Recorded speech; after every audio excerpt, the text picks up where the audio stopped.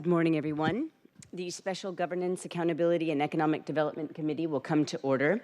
It is 9:33 a.m. I'm Sarah Nelson, Chair of the committee. Will the clerk please call the roll? Councilmember Kettle. Here. Councilmember Hollingsworth. Present. Councilmember Saka. Here. Councilmember Rivera. Present. Chair Nelson. Present. 5 present, none excused. Thank you very much.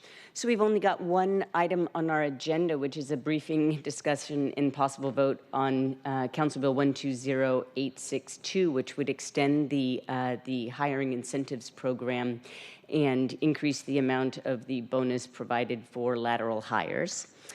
And with that, we'll now move into public comment on that agenda item. Taman, how many speakers are registered to speak?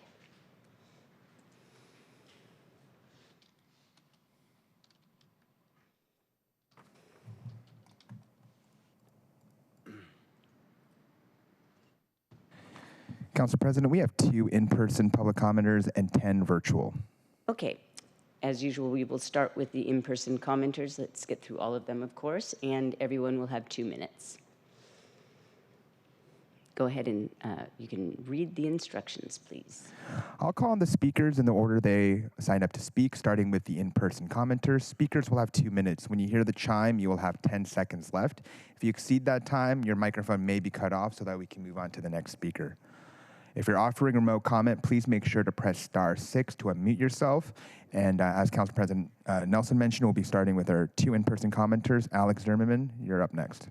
You're up. Thank you.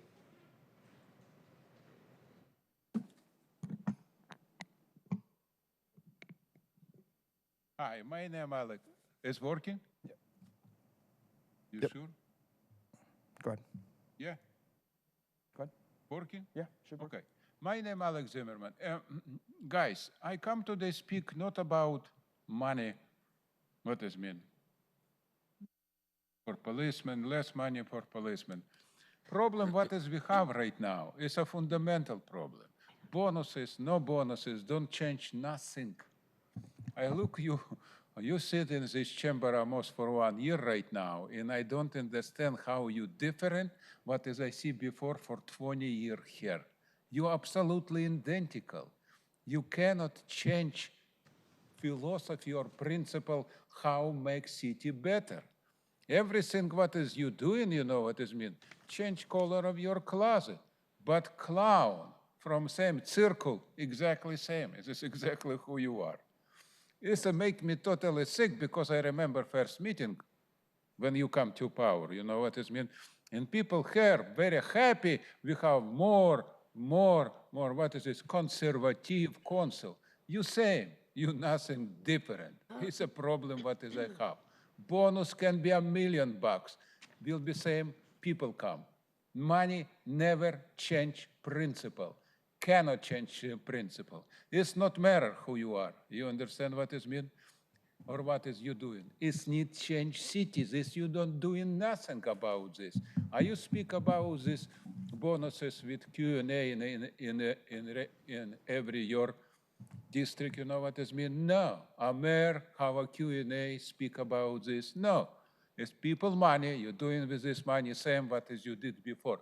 By definition, you natural, boring, degeneratively idiotic. This is exactly what as I told you many times before. For this, my speech, you know, what I mean, for 100 years. Stop Seattle fascism with idiotic face. You, by definition, idiot. It's a problem. Thank you very much. Thank you. Next, we have Lily Hayward. Good morning, Chair Nelson and committee members. My name is Lily Hayward, speaking on behalf of the more than 2,500 members of the Seattle Metro Chamber of Commerce in support of Council Bill 120862. Our city's shortage of police officers impacts all members of our community. And for the employer community, it means waiting on the non-emergency line for hours after a break-in, training employees in de-escalation, hiring private security, and paying skyrocketing insurance rates after continuous break-ins. Some of you have heard these stories in meetings that the Chamber has hosted with small businesses and council members. Several restaurant owners even said that they sleep in their businesses to deter break-ins.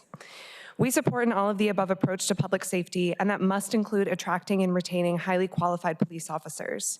We need to be competitive with municipalities in Washington and in other states, and making permanent these hiring incentives is an essential way to do that. Please pass this legislation and continue finding ways to make our communities safer. Thank you for your time. Council President, that concludes in-person public comment. Thank you. Please proceed to the remote speakers. For the first remote speaker that is currently present, we have Julia Buck. Julia, you have been unmuted.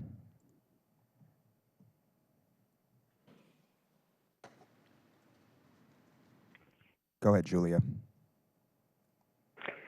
Good morning. I'm a resident of District 6.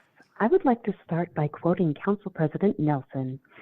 I say we have to stop doing what we're doing. The amount of money that is thrown at a problem that doesn't get better requires that we stop, evaluate our investments, and evaluate whether or not we want to continue or redirect those dollars. Last Thursday, we learned that SPD developed a real-time crime center in-house for the city's current video footage from private sources with an unknown price tag, but, quote, never turned it on, unquote. SPD's own internal reporting has said that hiring bonuses haven't helped them to make up the difference in officers. If our council's unifying principle is fiscal responsibility and results, and that includes $40 million a year that was somehow spent on the salaries of officers who were not in fact hired, which has been an ongoing issue, why does no one ask these questions about efficacy of our police department as we commit ever more funds? Why is our city metro chamber suddenly saying, well, you can't expect to be improved in the problem, but this is working, when anyone who's in downtown or in quite a number of other neighborhoods in the city can see it's not. If council's principle is fiscal responsibility, I would love to hear why this is happening. And if the principle is not, in fact, fiscal responsibility, I would like to know what principle you are operating from. Thank you. Thank you. Next present virtual public commenter is BJ Last. BJ, you have been unmuted.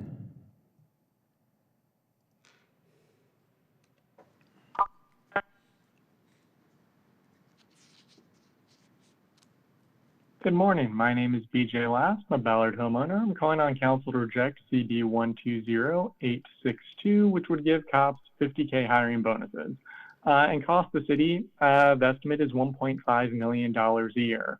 Council members claiming last week that this is somehow budget neutral because it's coming from SPD's Ghost Cop Slush Fund, aka its salary savings, is a lie. It's not even a good lie. Council can take away this slush fund.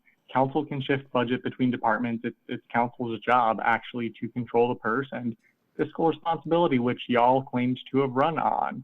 And we saw this shifting of money between departments last month. Council had no problems defunding student mental health by $8 million. There weren't council members saying, well, this money has already been allocated, so leaving it there is budget neutral, so we get to leave it. Nope, they took it away. Last month, council also gave SPD over $1 million of additional budget, even though SPD has millions of dollars in salary savings. So these bonuses are already actually having budget impact. That $1 million apparently didn't have to go to SPD because SPD could have covered it out of its salary savings. But that was never, but SPD got more money. In fact, council never even asked what SPD is doing with that additional salary savings and just like keeping it for its slush fund. And this constant throwing money at SPD and letting SPD keep this money is how SPD's budget has grown to record levels, even as the number of cops has dropped.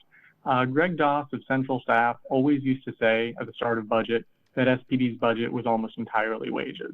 And this was meant to imply that if you wanted to reduce SPD's budget, this clearly meant you'd have to take away cops. Well, the number of cops has dropped, and yet the budget has continued to grow. And somehow the Fiscal Responsibility Council has never decided to actually ask how that's happening. And so voting for these bills is choosing to cut $1.5 million of housing, libraries, EDI, food access, student mental health, and other services.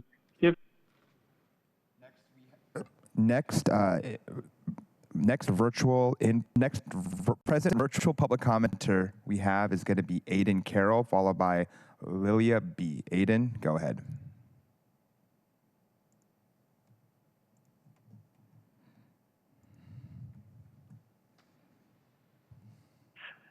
Hi.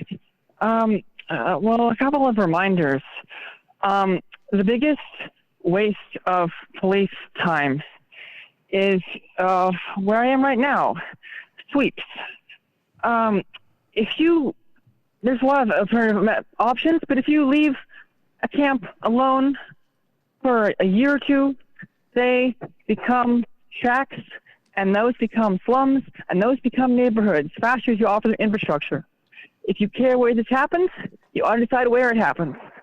If you let it happen, those who steal will eventually stop stealing things. But also, you can just pay people not to with basic income. It sounds crazy, but as with many left-wing things, you check the evidence and it's true. It would be cheaper in the budget to give everybody housing, healthcare, education, and food than to spend the money we spend, increasingly looks like, on police, prisons, courts. The other thing is just how in circles you seem to be going. Like, you've forgotten everything that we learned 4 years ago about systemic racism. That wasn't some ideological game. There are inherent and unchangeable things about the way the laws are written, so that when police are just doing their job, enforcing the laws, that is systemic racism inherently, because of the way the economy is set up, based on slavery and things that came directly from it. And you cannot change this with any kind of special words or special reform laws, because that's not where the problem came from in the first place. The problem is inequality, and then they came up with racism to justify it, and they came up with police to stop the whole thing from falling apart. You can check every single bit of this in the history books. It's not that complicated. So, in summary, I don't expect you to listen, but I want to leave a record for the next time. We should be spending this money.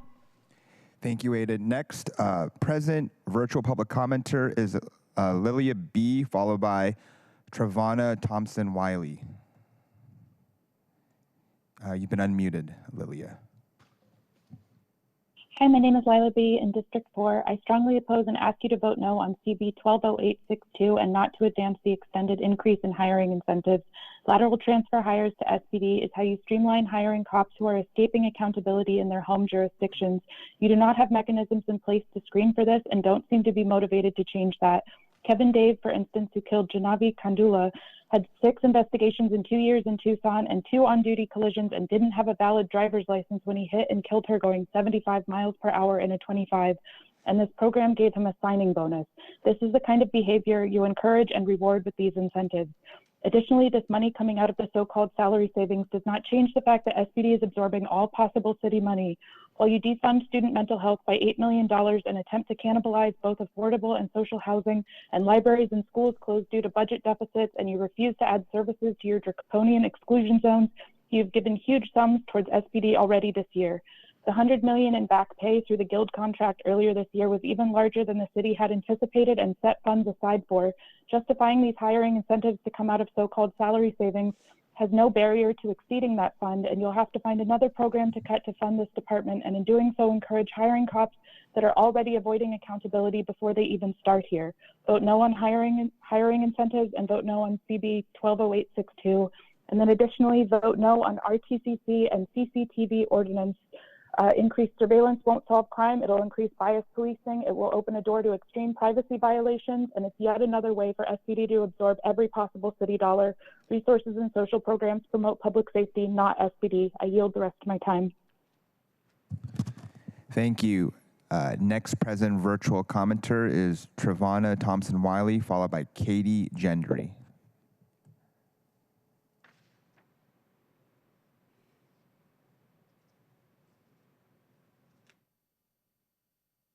Hi, my name is Travana Thompson-Wiley, and I'm a longtime resident of Seattle. I reject this amendment, and we should not extend. Why are we giving 50,000 hiring bonuses to police when we have community violence intervention programs campaigning right now for donations to keep their states running? Just 5 of these positions would set aside $250,000 for funding local organizations, cultivating a space of growth and healing. I work with young people, and I hear firsthand their experiences of wanting more in their community. Please don't make them feel safe, but safe is like my organization does. We keep youth out the street and out of harm by providing food to nourish their bodies and allow space for creativity and to pursue their passion. Please do not keep us all safe. While we are giving them an incentive to join a department that has a history of abuse and harm to the local community, I just really don't understand why we're doing this. I know hundreds of organizations that would benefit from this surplus of money. Our youth are asking for more affordable housing options, mental health services, food support, access to art spaces, and job training. The youth aren't asking for more police in the streets. They're asking for more community support. Over the next several weeks, you'll have the privilege to hear from young people, community members, and solid budget organizers who are passionate about a budget that amplifies their voices and demands our city really prioritizes a budget centered around care. $50,000 cop bonuses, that's not care. Cops don't stop violence, and the research shows. Ultimately, police are violence workers. Their response to violence is more violence or the threat of violence.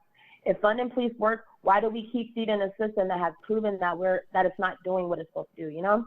I understand police responses are taking a longer time, but where's the guarantee more police will actually help you when they are conditioned to over-police Black and brown communities? And I yield the rest of my time. Thank you. Next, we got Katie Gendry, followed by Alice Lockhart. Katie?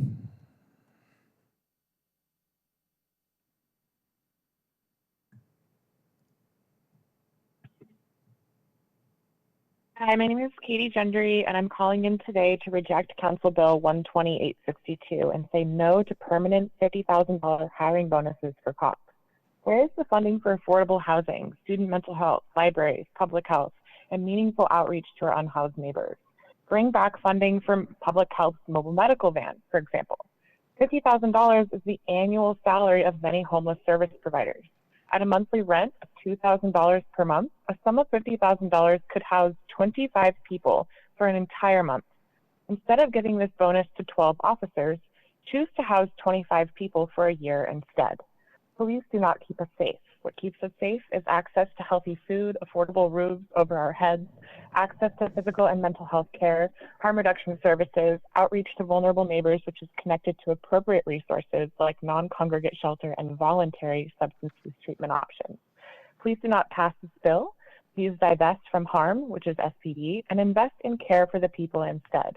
I want to live in a Seattle where people care for each other, not surveil and criminalize our most vulnerable community members. Thank you. I yield my time. Thank you, Katie. Next, we got Alice Lockhart. And to conclude virtual speak public comment, we got Gabriel Jones. Alice, you're next.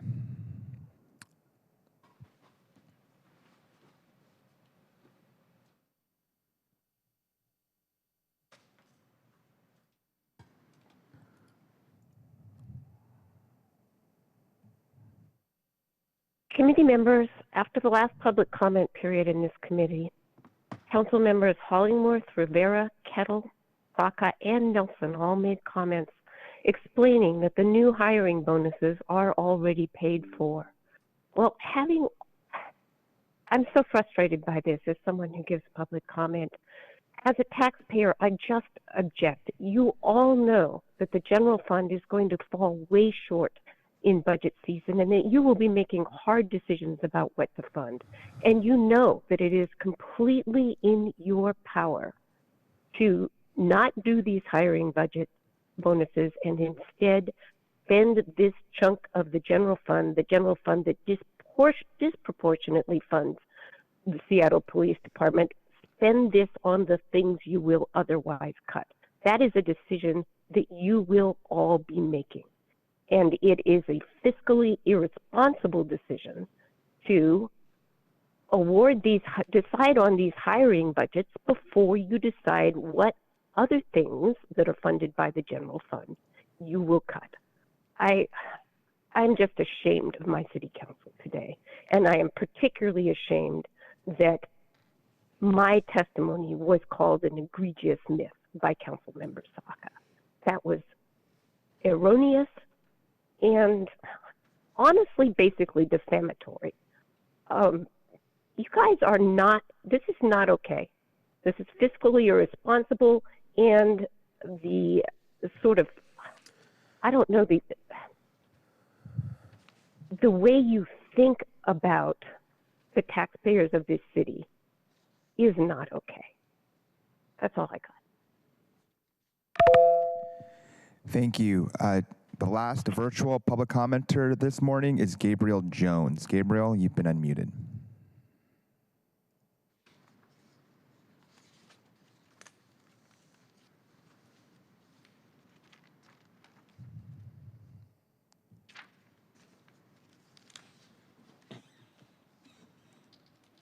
Hey, Gabriel, press *6 to unmute yourself. Hi, can you hear me? Yes, we can. Great. Hi, folks. My name is Gabriel Jones. I'm going to tell you all a bit of a story today. Recently, a very close friend of mine was assaulted outside of one of our council members' houses. When I went to go report that with my very close friend to make sure he got the justice he deserved, we went to every single police precinct in the city. Not a single one of them was open to taking reports. But you know what I did see throughout my journey to every single police precinct? A really nicely wrapped Cybertruck in the cop parking lot. We don't have enough money apparently to be able to make sure that citizens report crimes that happen to them, but we do absolutely have enough money to make sure that cops can own Cybertrucks, which are sitting at $80K a year. Got $80K to buy a Cybertruck.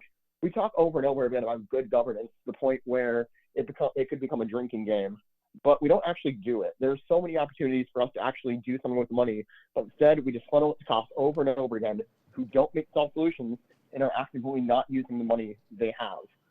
We always talk about fiscal responsibility, making sure they're accountable. That's why we didn't make social housing so much easier.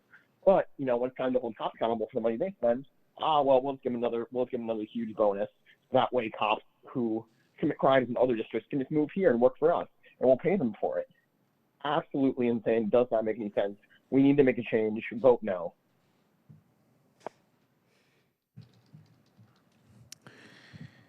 And Council President, we reached the end of the list of people signed up to speak, and public comment is now closed.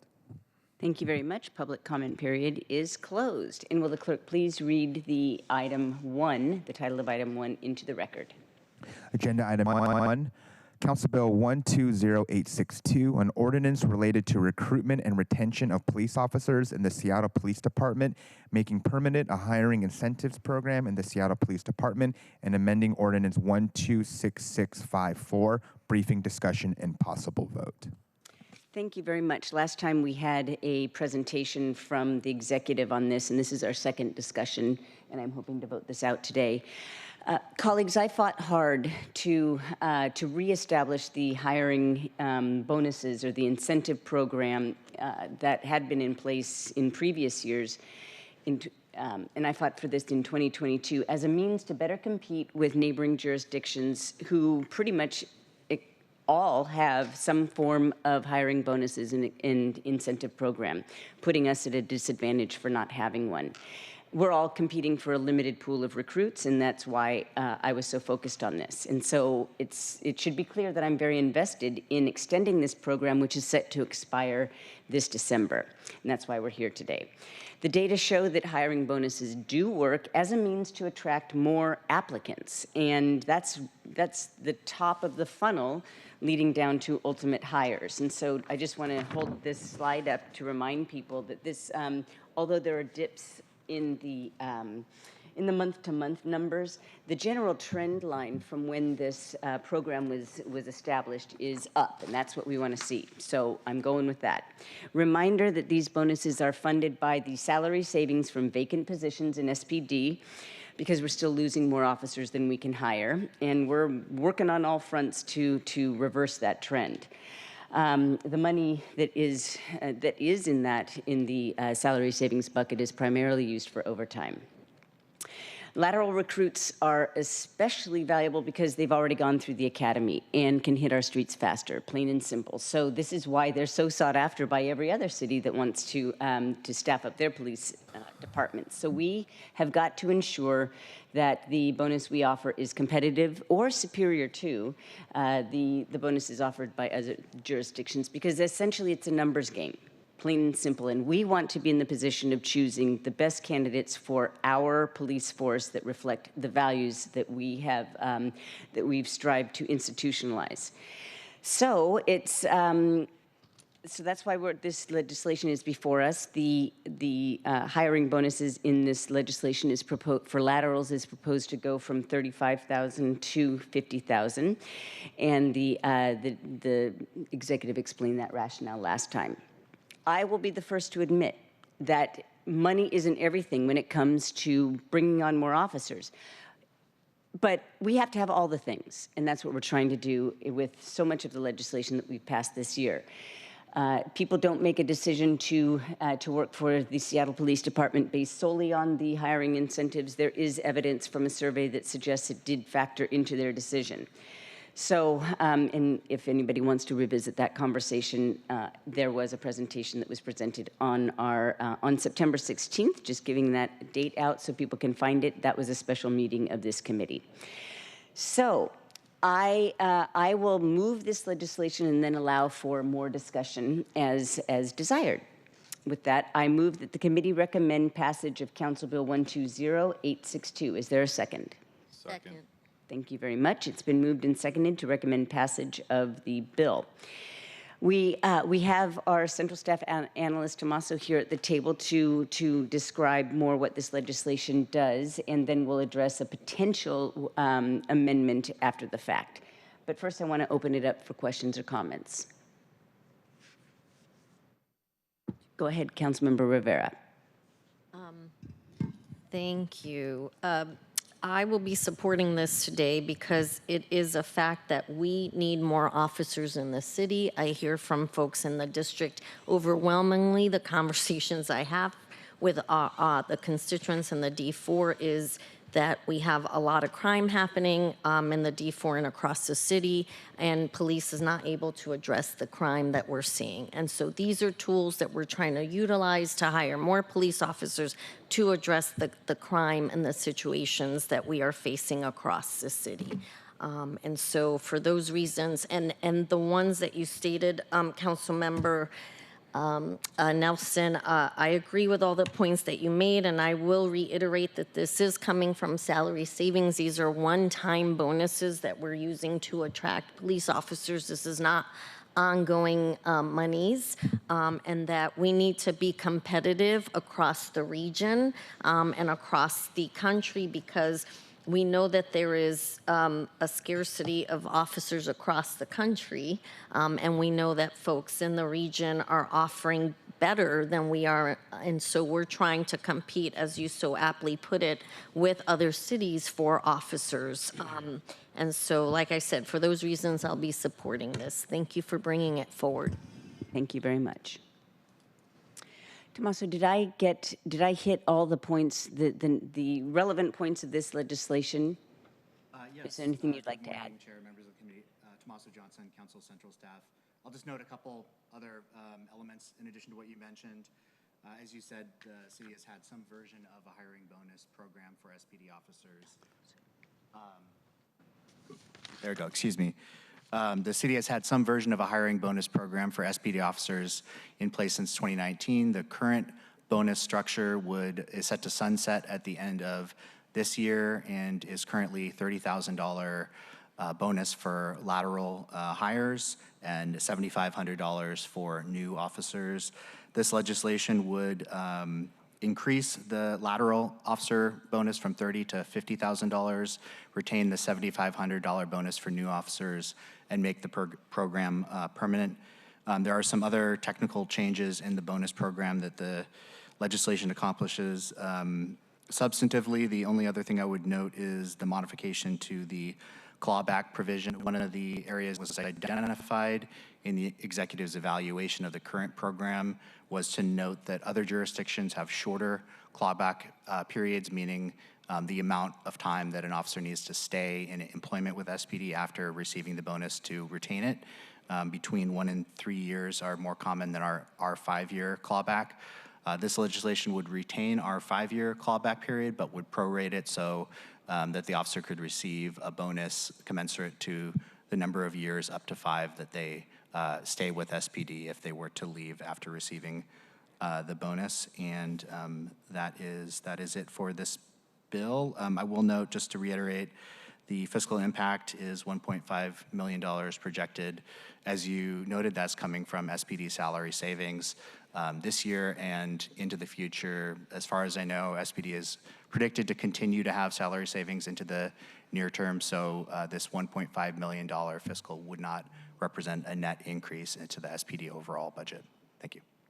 Thank you very much. And hope springs eternal, and also our hard work, because we are hoping for the day when we don't have that big pot of money that is coming from vacant positions, and at that point we can reevaluate whether or not this program is necessary. But I don't see that changing within the next year or two for sure. Councilmember Hollingsworth. Thank you, Council President Nelson. Here, let me put my hand down. Thank you, Council President Nelson.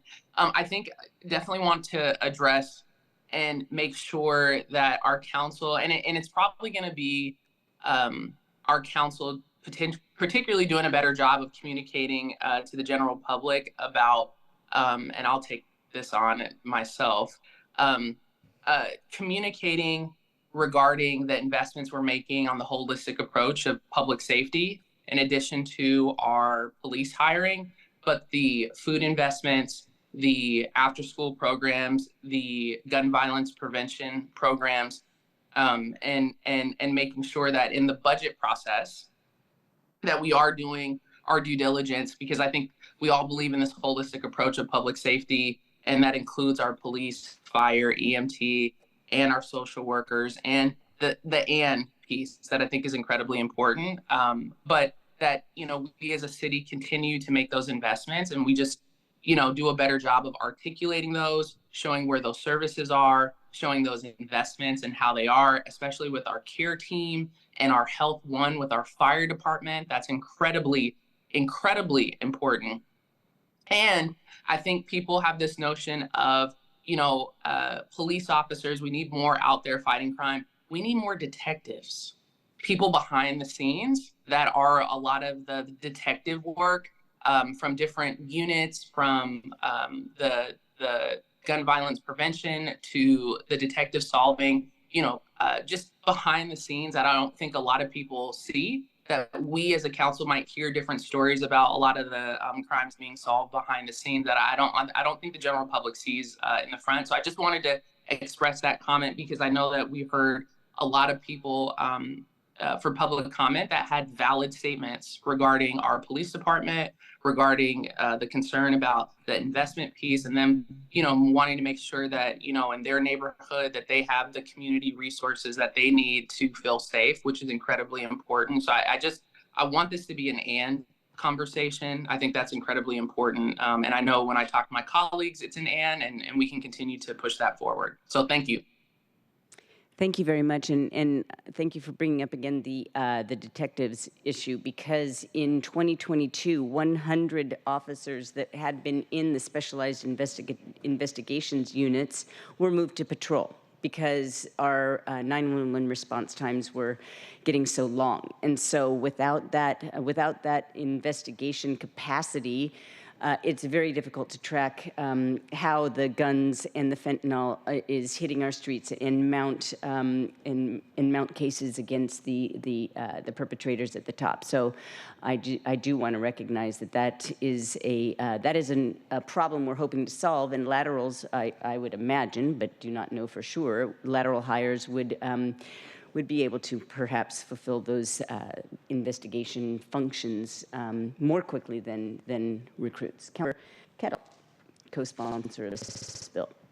Thank you, Council President, Chair Nelson. I appreciate it. Thank you very much, Mr. Johnson, for coming today.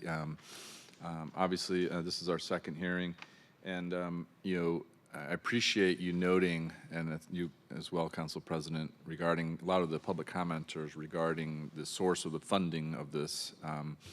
The SPD salary proviso is real, it's there, and as you noted, we may get to a day, we will get to the day, it's a question of when, where the incentive piece is going away. My experience in the military, there's tons of incentives.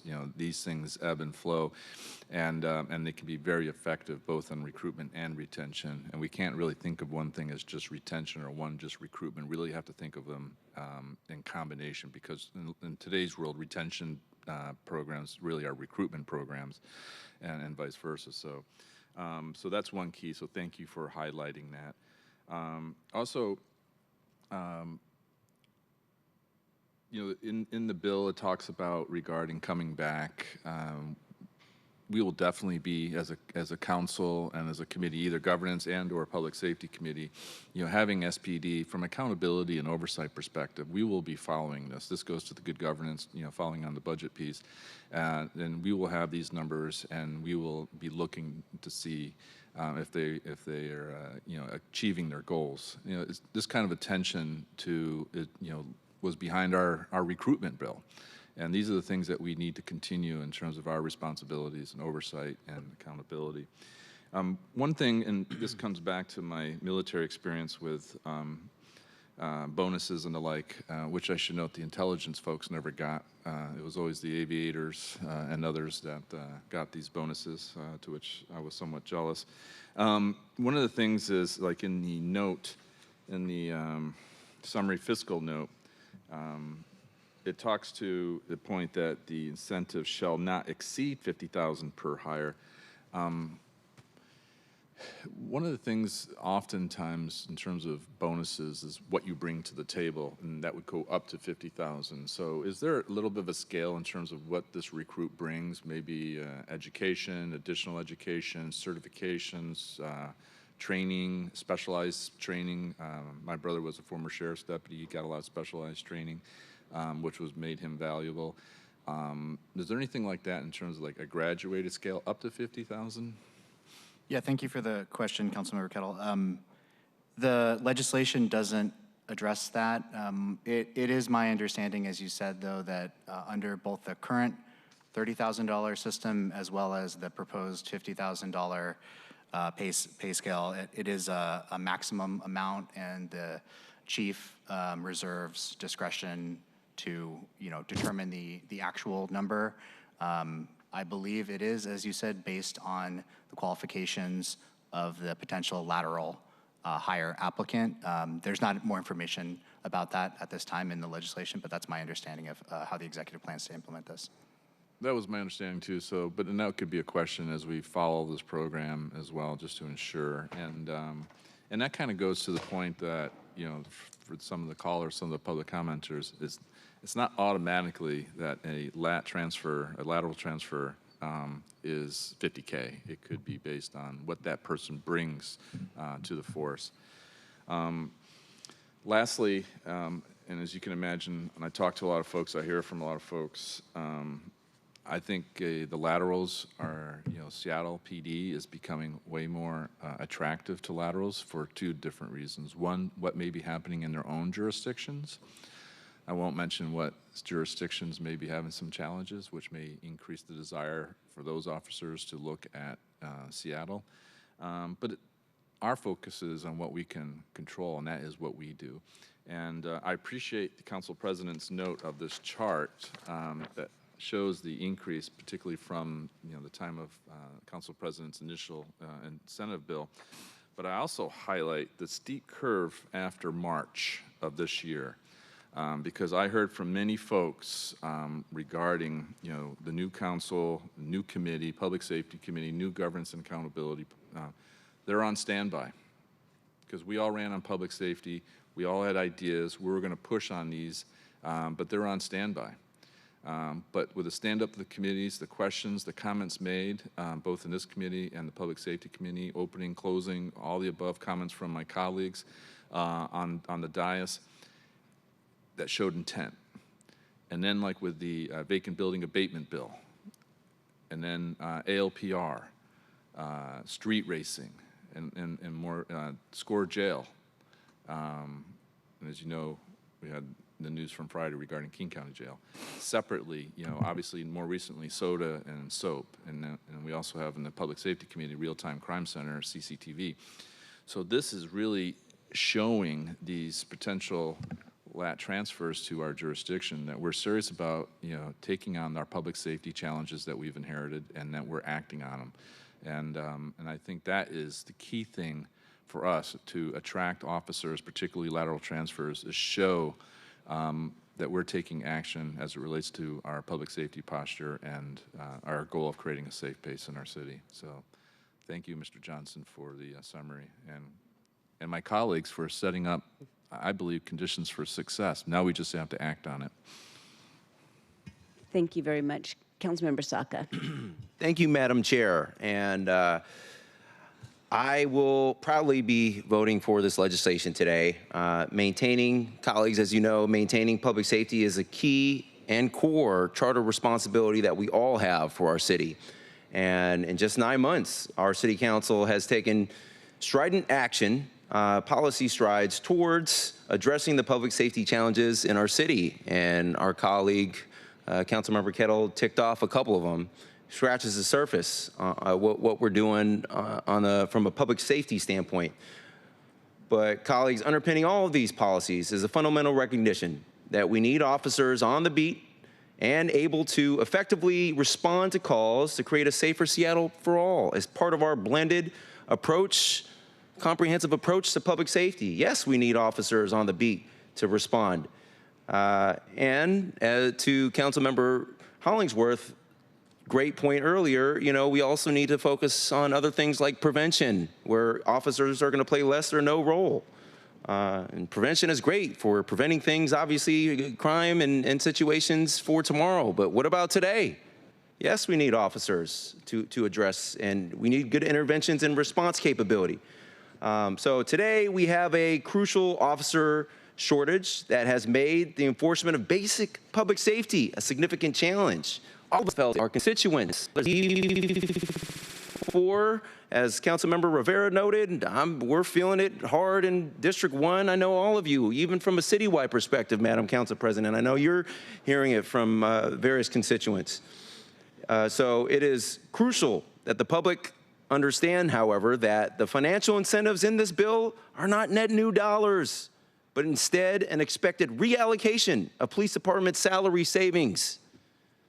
We are a world-class city, and we need and also demand that we have the best, we hire and retain the best officers. So this legislation will allow us to attract that elite level talent. And again, I'm proud to support it today. We're in a really unique position where we're always collaborating with neighboring jurisdictions on any number of things, on policy challenges. These are all shared. But with respect to the hiring and recruitment and retention of qualified officers, we're in a unique position where we're not only collaborating for best practices of the best talent, but we're also competing. It's a dogfight for hiring and retaining the best talent. So this legislation, I'm confident, will help put us in a better position to achieve our officer staffing goals over time, and proud to support it. On Councilmember Kettle's earlier point about the military incentives and bonuses, I'm sorry that it sounds like, at least in the Navy, Intel was not a prized possession in terms of the prime beneficiary of some of those generous recruitment and retention bonuses.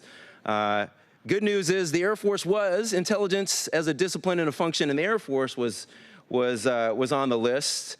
And unfortunately, I didn't personally benefit because I was principally a reservist most of the time, and most of those bonuses for Intel were for active duty. But hey, now we get to do something for the betterment of our city. We served our country. Now we get to do something to help retain and recruit talent for the betterment of our city, and I'm proud to support it. So thank you. Thank you, Councilmember Saka, about that. But of course, we were fully manned and staffed, and I realized the Air Force was coming up short in that area and had to go to the bonuses. But yes, I appreciate the efforts undertaken by the Air Force to catch up to the Navy in terms of staffing goals. Councilmember Rivera. Thank you, Council President. And I agree with Councilmember Saka and Councilmember Hollingsworth. Thanks for bringing up and. It's very much always and I know this council very much feels and supports the and approach. We need the violence prevention programs, we need social workers and mental health services, and we also need to make sure that we have the police available to answer 911 calls when they come in, and we know right now we cannot do that. And I also want to say that I have heard from low-income housing providers, I have heard from low-income residents, and I have heard, I've heard from Seattle Housing Authority that services low-income folks, that they also are suffering from public safety issues, and we need to be able to address public safety across the city, and including for our partners, like I said, the housing providers and Seattle Housing Authority. So this is something that's being felt across the city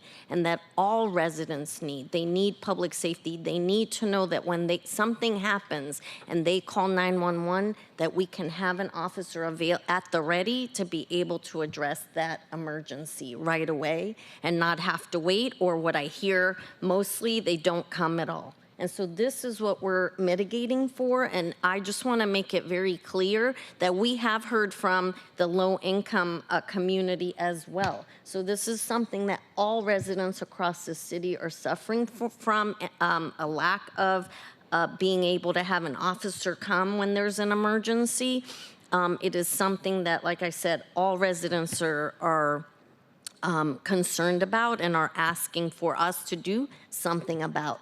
And these are the things that we're doing to try to address that. And to Council President's point, these are all tools. We don't know if it's all going to work, but we have to do all the tools to try to do something about this issue. So I wanted to address that as well. Thank you. Thank you very much. You're absolutely right that that our partners who build and maintain affordable housing and other organizations around, other nonprofits in town do require services of first responders. In fact, if you look at the addresses that are most responded to, you'll see that many of them are places where we are also investing in services such as housing, et cetera. So that was a good point to bring up. Now, look, and I want to remind that we do have quarterly reports since this program started on how on the use of these incentive dollars, and so there is ongoing reporting on this program that will continue. And I remind people that we also have a report due to us on how the recruitment and retention legislation that we passed this year is being implemented and what is working and what isn't. I want to know how the mandate to rapidly respond to applicants to the Seattle Police Department, how that is going, and what new recruitment outreach activities are being contemplated or performed. And so I'm mentioning these that we're also looking at the other side of the recruitment and hiring issue, at the other end of the funnel, which is to make sure that our processes are working well. And then finally, I will also talk about a proposed amendment, but when it comes to the fact that we always take a services and we try to take a services and law enforcement approach, compassion and wisdom, et cetera, I will note that the job of local government per the charter is to deliver essential services, and police, fire, parks, transportation, then there's one last one that is are specifically called out in our charter. Our charter also says that there will be adequate police presence in every district of our city, et cetera. We take an oath. So I do want to emphasize that we have a responsibility of maintaining the numbers in SPD to keep our people and all constituents safe, visitors, et cetera. When I went to the NLC this past week and heard from leaders of other large cities, it was in one of the segments that we did was on public safety exclusively. When they heard how many officers and the percentage loss to our force that Seattle is suffering from, they were astounded. And so I do have to say that we are in a unique position of very much needing to do absolutely everything that we possibly can to bring those numbers up. I had circulated a proposed walk-on amendment today. It was a technical amendment that had to do with 2 words striking "or SPD" in a section of the legislation. This was requested by the Public Safety Civil Service Commission late last week, and I am just noting that I'm not going to move that amendment today because we're doing our last bit of due diligence with the law department, and so that will likely come up if we proceed with it, which we likely will. That will come up at the vote in full council. So thank you very much for your support of this legislation. What I'm hearing is that you are interested in voting this out and that you approve of this legislation. So with that, unless there are any further comments, will the clerk please call the roll? Councilmember Kettle? Aye. Councilmember Hollingsworth? Yes. Councilmember Rivera? Aye. Councilmember Saka? Aye. Chair Nelson? Aye. Five in favor, none opposed. Thank you very much. The motion carries and the bill passes. So will the clerk please affix my signature to the legislation on my behalf? And this will come before full council on October 8th. Thank you very much. All right. Is there any business that we have before the committee before we adjourn? No? Okay. I will, in case you're interested, I will provide for more information about what I learned from other cities and some of the best practices that I see other cities implementing. We did tour the DC equivalent of a real-time crime center there, and so that was really exciting. I'm sorry to have missed that discussion in the Public Safety Committee. All right. Seeing no further business, this concludes the special September 23rd meeting of the Governance, Accountability, and Economic Development Committee. And our next meeting is scheduled for 2 p.m. on Thursday, December 12th. Seems like a long way off, doesn't it? All right. Thank you very much, everyone. This meeting is adjourned.